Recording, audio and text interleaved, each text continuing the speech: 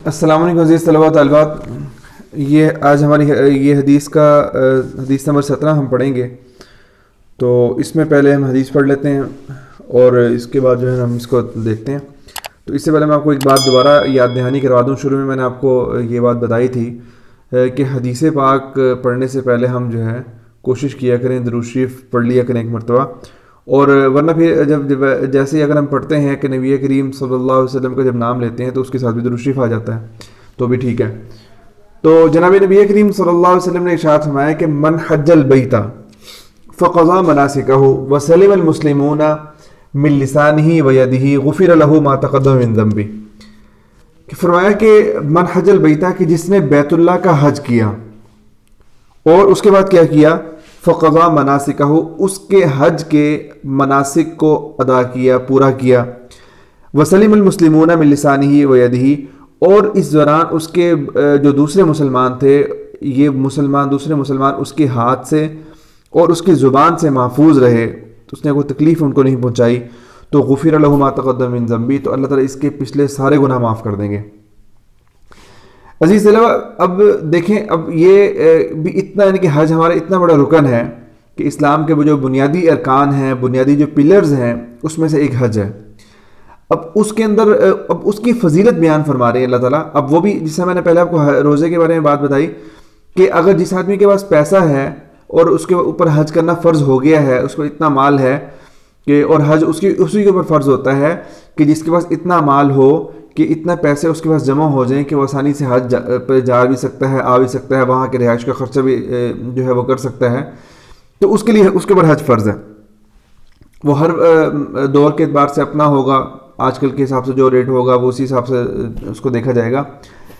اب یہ اس کی ڈیوٹی ہے لیکن اس کے بعد جو اللہ تعالیٰ اس کو اجر عطا فرما رہے ہیں وہ آپ اندازہ لگائیں کہ وہ کس قدر زیادہ اجر ہے. کہ آپ نے فرمایا کہ من حج البیت جس نے بیت اللہ کا حج کیا. اچھا فقضى مناسکہ. اچھا مناسک کا مطلب کیا ہے؟ مناسک کا مطلب جو ہوتا ہے وہ اس کے معنی مطلب اس کے یہ لکھا ہے حج کے اعمال. مناسک کا لفظ یہ خاص ہے حج کے کاموں کے لیے. یعنی کہ مناسک آپ نماز کے اندر بہت سارے کام نماز کے ہم قیام کرتے ہیں ہم قرات کرتے ہیں ہم رکوع کرتے ہیں ہم سجدہ کرتے ہیں. یہ نماز کے ارکان ہیں نماز کے اعمال ہیں نماز کے اندر کرنے والے کام ہیں.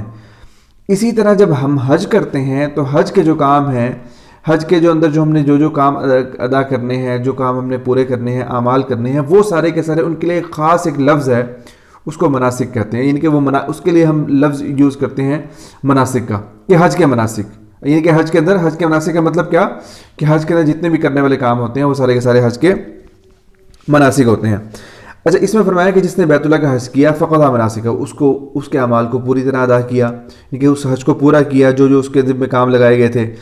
وسلم المسلمون اور اس دوران مسلمان اس کے ہاتھ من لسانہ اس کی زبان سے اور اس کے ہاتھوں سے محفوظ رہے کہ اس نے کسی مسلمان کو تکلیف نہیں پہنچائی کسی کو ایسی سخت بات نہیں کی کسی کو گالی نہیں دی کسی کی دل آزاری نہیں کی کسی کا دل نہیں دکھایا اپنی زبان سے. تو اللہ تعالیٰ اس عمل کے بدلے میں اللہ پاک اس کے پچھلے سارے گناہ معاف کر دیں گے. بولے اس کے 70 سال کے گناہ ہو جتنے مرضی گناہ اللہ تعالیٰ کے پاس اگر وہ لے کر آئے وہ سارے کے سارے اللہ تعالیٰ اس کو معاف کر دیں گے. لیکن شرط لگائی کہ اس دوران کیونکہ حج کے اندر یہ شرط کیوں لگائی حج کرنے کے اندر آپ جب حج میں جائیں اللہ تعالیٰ آپ کو بار بار لے کر جائے اور ہر مسلمان کی خواہش ہوتی ہے اللہ تعالیٰ آپ کو مطلب بار بار اس کی جو ہے حج بیت اللہ کی سعادت نصیب فرمائے. تو وہاں پر نا بہت زیادہ رش ہو جاتا ہے مینا کے اندر مزدلفہ کے اندر اور جو کنکریاں مارتے ہیں پھر طواف کے دوران اتنا رش ہو جاتا ہے کہ بندے کے ساتھ بندہ لگا ہوتا ہے. اب وہ ایسے یعنی کہ بالکل ساتھ ساتھ وہ یعنی کہ بالکل فاصلہ بہت کم ہوتا ہے اور جڑ کر اس طرح چل رہے ہوتے ہیں. اس دوران پھر کسی کی کوہنی لگ جاتی ہے. اب کسی کی کوہنی لگ گئی اب کسی کا کچھ وہ ہو گیا کوئی ایسا یا کسی کو رستہ نہیں مل رہا تو اب راستہ بنانے کے لیے وہ لوگوں کو دائما اس نے دھکیلنا شروع کر دیا. اس میں خواتین بھی ہیں اس میں کوئی بوڑھے بھی ہیں کسی کو کوئی تکلیف پہنچ گئی. اب اپنا راستہ بنانے کی خاطر اپنے آپ کو جو ہے نا تیز سے چلنے کی خاطر اس نے دوسروں کو دھکے دینے شروع کر دیے. تو اس طرح کے بہت سارے واقعات پیش آتے ہیں وہاں پر. تو یہ جو کام ہے نا یہ کام بہت برا ہے کہ اس طرح کسی کو تکلیف نہیں پہنچانی کہ اگر راستہ نہیں مل رہا آرام سے چل لیں دیر سے پہنچ جائیں گے کوئی بات نہیں لیکن اتنا بڑا گناہ تو نہ کریں نا. اور اچھا پھر کسی کے ساتھ کوئی ایسا کوئی راستہ نہیں مل رہا، اب بندہ انسان گرمی کے اندر ہوتا ہے، گرمی کے اندر ویسے پسینہ پسین ہوا ہوتا ہے، اور پھر جھنجھلا سا جاتا ہے کہ وہ یہ کیا میرے ساتھ ہو رہا ہے، پھر کسی کو غصے کے اندر کوئی بات کہہ دی، اب اس کا دل دکھ گیا، تو نبی کریم صلی اللہ علیہ وسلم ارشاد فرما رہے ہیں کہ حج بھی کرنا ہے لیکن کسی کو زبان سے اور کسی کو ہاتھ سے تکلیف نہیں پہنچانی، تو پھر جا کر یہ ہوگا، اور حج کے ارکان بھی پورے ادا کیے تو اللہ تعالیٰ پچھلے سارے گناہ معاف کر دیں گے۔ اچھا پچھلے سارے گناہ معاف ہو گئے، اب کیا کرنا ہے؟ تو اب اس کا کیا مطلب کہ اب وہ پچھلے سارے گناہ معاف ہو گئے لہذا نئے سرے سے شروع کر دو؟ نہیں، اب پچھلے سارے گناہ معاف ہو گئے، اب آئندہ زندگی جو ہے اس کو بہت بہترین زبردست طریقے سے گزارو کہ اب آئندہ زندگی کے اندر گناہ نہ کرنے کا عہد کر لو۔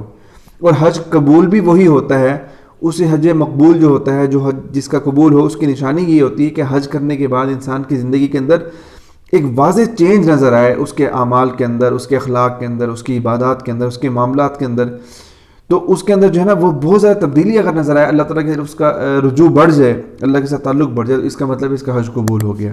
تو یہ ہماری آج کی حدیث تھی، تو انشاءاللہ اگلی ویڈیو کے اندر ہم جو ہے اگلی حدیث پڑھتے ہیں۔ بہت شکریہ۔